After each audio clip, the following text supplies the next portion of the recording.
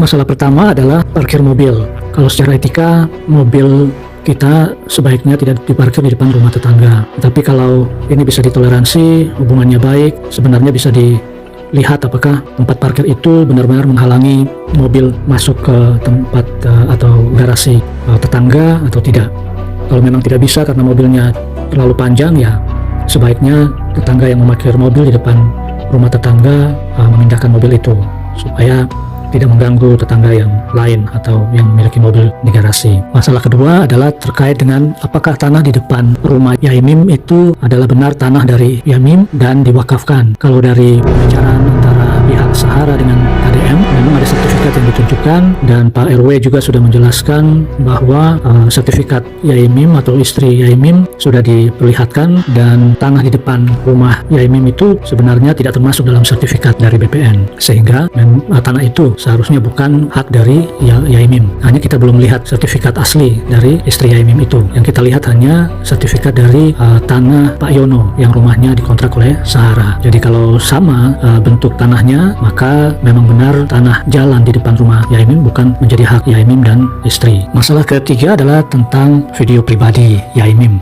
Dari pertemuan pihak Sahara dengan KDM terungkap bahwa ada video pribadi Yaimim yang diambil oleh pihak Sahara dan disimpan di dalam laptop pihak Sahara dan mau ditunjukkan kepada KDM. Nah, ini sebenarnya Sahara sebenarnya membuka peluang bisa dituntut secara pidana karena mengambil video pribadi atau data pribadi orang lain yang seharusnya itu tidak diperbolehkan oleh hukum. Ini tercantum di dalam Undang-Undang ITE, sehingga ini sebenarnya menjadi bumerang bagi Sahara sendiri dengan menunjukkan adanya video pribadi orang lain di dalam laptop beliau, dan ini disampaikan secara publik sehingga semua orang tahu, sulit untuk dibantah. Masalah keempat adalah terkait klaim pelecehan yang diceritakan oleh Sahara bahwa Yaimim melecehkan dia secara verbal 4 kali. Dari sisi hukum tentu harus bisa dibuktikan, tidak hanya bisa disampaikan saja secara verbal, tapi kalau tidak bisa dibuktikan, ini bisa menjadi bumerang juga bagi Sahara, di mana Yaimim kemudian bisa melaporkan pencemaran nama baik. Ada beberapa informasi juga yang disampaikan pihak Sahara kepada KDM yang tidak sejalan dengan fakta video-video yang beredar di sosial media. Seperti misalnya Sahara mengatakan bahwa dia tidak menendang atau mereka tidak menyentuh atau tidak menendang Yaimim. Padahal di dalam video yang dikeluarkan oleh Rose, istri dari Yaimim, terlihat jelas bahwa Sahara sempat menendang, walaupun bukan menendang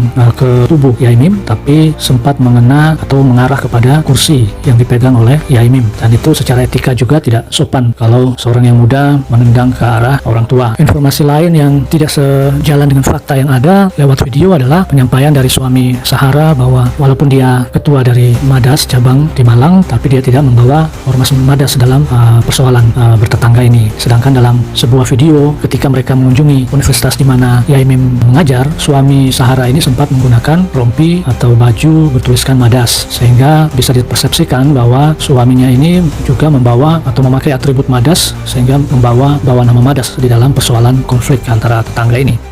Gimana menurut kamu? Komen di bawah.